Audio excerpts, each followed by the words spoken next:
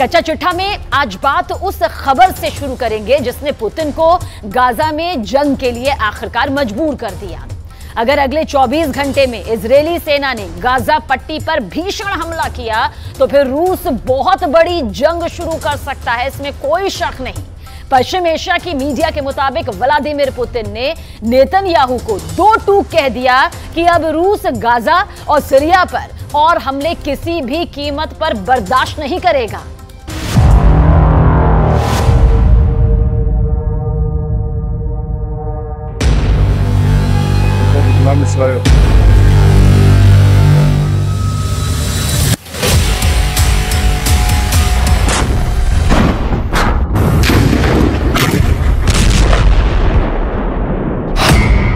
बंद करो गाजा में कदम, पुतिन की जंगी धमकी।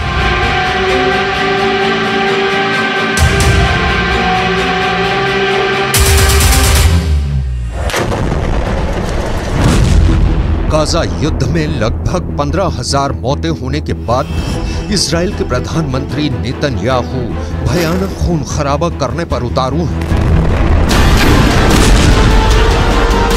हालात ये हो गए हैं कि पिछले 12 घंटे के अंदर इजरायली सेना ने उत्तरी गाजा में कई जगहों पर सीज फायर को तोड़ते हुए हमास के ठिकानों पर मिसाइलों और ड्रोन से सीधा हमला किया है। लेकिन इस बीच एक खबर रूस से निकल कर आई है जिसने पूरी दुनिया को सन्न करके रख दिया है। 71 साल के रूसी राष्ट्रपति व्लादिमीर पुतिन ने साफ चेतावनी दी है कि अगर गाजा में खूनी गदर नहीं रुका तो फिर गाजा से लेकर सीरिया तक इजरायली सेना पर भयंकर हमले शुरू हो जाएंगे। नेतन्याहू को चेतावनी देते हुए पुतिन ने जो कहा है उसने अमेरिका समेत तमाम पश्चिमी देशों को गहरे संकट में डाल दिया है। जरा देखिए पुतिन ने ऐसा क्या कह दिया है कि अब गाजा युद्ध इजरायली सेना के लिए गले की हड्डी बनता जा रहा है। गाजा से सीरिया तक रूस का बदला शुरू। रूसी राष्ट्रपति व्लादिमीर पुतिन ने प्रधानमंत्री बेन्यामिन नेतन्याहू को सीधी चेतावनी देते हुए कहा है कि अगर गाजा युद्ध नहीं रोका तो फिर सीरिया भी इजराइल पर सीधे और बड़े हमले शुरू कर देगा। पुतिन ने हमास और इजराइल के बीच संघर्ष विराम पर बोलते हुए साफ कहा है कि इजराइल जिस तरह से सीज फायर की आड़ में गाजा से लेकर सीरिया तक हमले कर रहा है उसकी वजह से अब फिलिस्तीन इजरायली संघर्ष तीव्र वृद्धि की ओर बढ़ चुका है। पुतिन ने अपनी चेतावनी में यह खुलासा नहीं किया है कि क्या रूस की सेना सीधे तौर पर इजराइल के खिलाफ जंग में उतरेगी या फिर रूस ईरान और लेबनान के जरिए इजराइल पर बड़ा हमला करवाएगा। खबर यह भी है कि सीरिया में मौजूद रूसी सैन्य अड्डों पर इजराइल के खिलाफ युद्ध की तैयारी पूरी कर ली गई है। हम आपको बता दें कि पुतिन ने इजराइल से साफ कह दिया है कि अब गाजा में मासूम फिलिस्तीनियों की मौत का तमाशा रूस नहीं देखेगा। दावा किया जा रहा है कि मॉस्को ने ईरान, सीरिया और लेबनान को बड़ी जंग के लिए तैयार रहने को कह दिया है।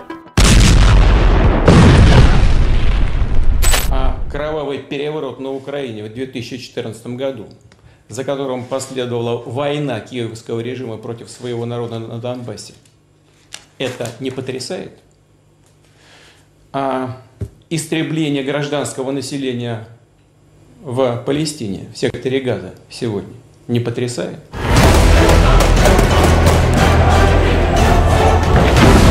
अब आप ये भी जान लीजिए कि जब से हमास और इजराइल के बीच सीज फायर हुआ है तब से उत्तरी गाजा, दक्षिणी गाजा और वेस्ट बैंक में ऐसा क्या हुआ है कि फिलिस्तीनियों और हमास के लड़ाकों को बचाने के लिए पुतिन को सीधे जंग के मैदान में उतरना पड़ा है। मिडिल ईस्ट और रूसी मीडिया के दावों के मुताबिक इजराइल ने पिछले 36 घंटे में हमास के एक बहुत बड़े कमांडर को सीज फायर के दौरान ही जबरदस्त हमले में मार डाला है। अब सवाल उठता है कि जब सीज फायर है तो फिर इजराइल डंके की चोट पर हमास के टॉप कमांडर या कहें लीडरशिप से जुड़े नेताओं को क्यों मार रहा है।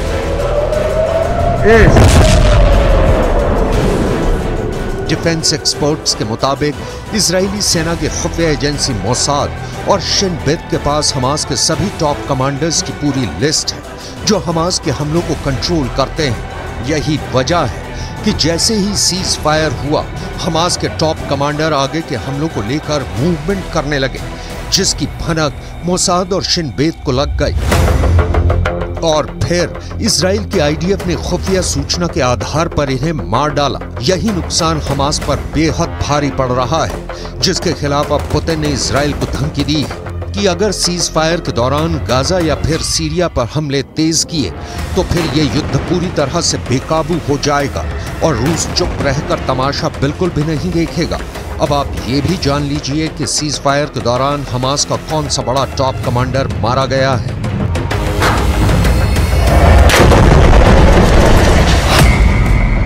हमास के 2 टॉप कमांडर्स को इजरायली सेना ने इस तरह से मारा है कि यही नहीं पता चल पाया कि उन्हें सीज फायर के दौरान मारा गया या फिर पहले मारा गया। हमास ने खुद 26 नवंबर को पुष्टि की है कि हमास की उत्तरी ब्रिगेड के 2 कमांडर मारे गए हैं। हमास के मुताबिक आईडीएफ ने उत्तरी ब्रिगेड के कमांडर अहमद अल घंडौर को हवाई हमले में मार डाला है। इससे पहले आईडीएफ ने हमास के कमांडर अहमद अल घंडौर को मारने की 3 बार कोशिश की थी।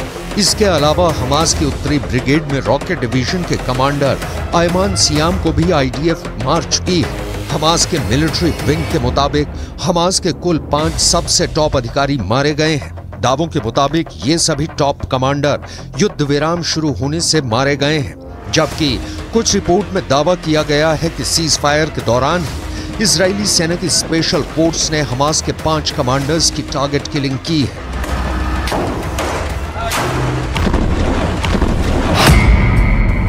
सीज फायर तोड़ा तो तोड़ देंगे इजराइल। हमास के 70 से ज्यादा कमांडर्स मारे जा चुके हैं, जिनमें से 15 बेहद माहिर और दिग्गज कमांडर्स थे।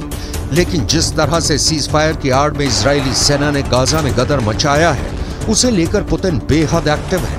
ईरान के राष्ट्रपति रईसी से पुतिन की नजदीकियों ने इजराइल के खिलाफ नई मुसीबत खड़ी कर दी है, तो वहीं सीरिया के प्रमुख असद से पुतिन की पुरानी और गहरी दोस्ती ने इजराइल को गाजा से लेकर सीरिया तक मुसीबत में डाल दिया है। सीरियाई राज्य समाचार एजेंसी के दावों के मुताबिक पिछले 18 घंटे में दक्षिण पश्चिम सीरिया में इजरायली हवाई हमलों में सीरिया के सैन्य ठिकानों को भारी नुकसान हुआ है। दावों के मुताबिक सीरिया में हुई इजरायली हमले में उसके 8 सैनिक मारे गए हैं, जबकि 7 घायल हुए हैं। सीरिया में इजराइल का हवाई हमला सीरिया के दक्षिण पश्चिमी शहर दारा के पास सैन्य ठिकानों पर हुआ है, जिसे लेकर पुतिन बुरी तरह से बौखला गए हैं। इसलिए उन्होंने इजराइल को सीधी धमकी दी है कि अगर गाजा और सीरिया में इजरायली हमले इसी तरह से दोबारा हुए तो जंग बहुत भयानक हो जाएगी। אני מבקר פה עכשיו ביחידה של אמ"ן, היא עושה עבודת קודש, חושפת הרבה מאוד, ומה שאנחנו רואים זה דבר מדהים. אנחנו רואים בעצם שהתושבים, האזרחים בעזה למעלה, מגנים על כל הטרוריסטים למטה. הם בנו עיר תת-קרקעית להגן על עצמם, והם מקריבים את האזרחים למעלה. זה בדיוק הפוך מצבא הגנה לישראל. צבא הגנה לישראל זה חיילים שמגנים על אזרחים, פה זה אזרחים שמגנים על...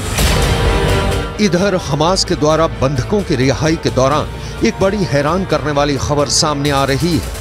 रूस को अपना सबसे वफादार दोस्त मानने वाले हमास ने रूसी बंधकों को लेकर ऐसा ऐलान कर दिया है जिसने पुतिन के कद को दुनिया भर में काफी ऊंचा कर दिया है।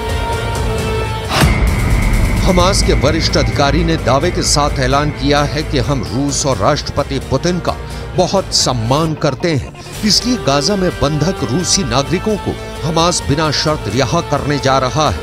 हमास के टॉप लीडर ने पुतिन को सम्मान देते हुए बयान दिया है कि रूसी बंधकों को रिहा करके हमास पुतिन को सच्चे दोस्त होने का सम्मान दे रहा है।